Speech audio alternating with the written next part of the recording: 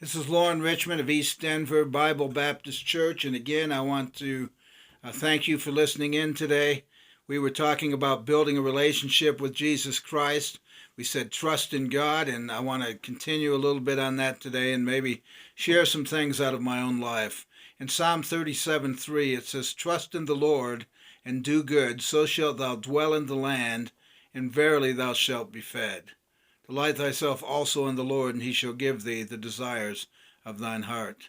I can remember early on in ministry as I came straight out of Bible college to Long Island in 1974 with Bob Adrian to help start the Long Island Baptist Temple.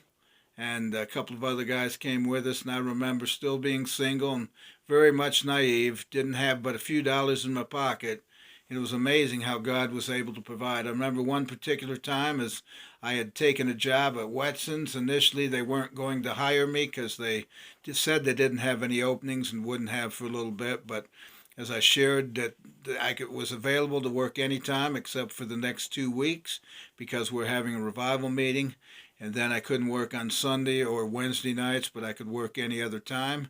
And immediately the boss, who didn't care a thing about the things of God, he said, "You're hired."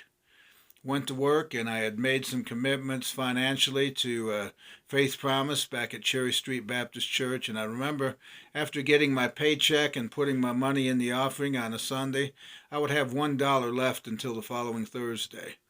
And they allowed us to go in there and eat one meal while we were working for free, and I did that. And apparently it was a pretty good meal. And the boss one day said to me, "Lauren, how come you eat so much?" I said, "Because this is when I eat." He said, "Well, from now on, as long as you work here, you can come in anytime you want and eat all you want for free." And that was a tremendous blessing, you see, because he wasn't any person who cared about the things of God. In fact, he was almost mocking in his thoughts of the things of God, and yet God was using him to be a blessing in my life. And I'm so thankful for that. And over again, I saw that happen over the years. You know, as we learn to put our trust in God, God develops relationships. And when we can share with people how much we love them and care about them, and they can begin to trust us, they also are willing to put their faith and trust in God. And I remember on a Saturday night walking out into Newcastle, Long Island, and going out to play some basketball. There were 14 African American boys playing. I walked up to them. I was 22 years of age, and I said, "Would it be okay if I played with you?" They let me come in and play with them. And over a period of time, as we played, I finally said to them, "Would you be okay if we took a break for, say, a halftime and let me share something?"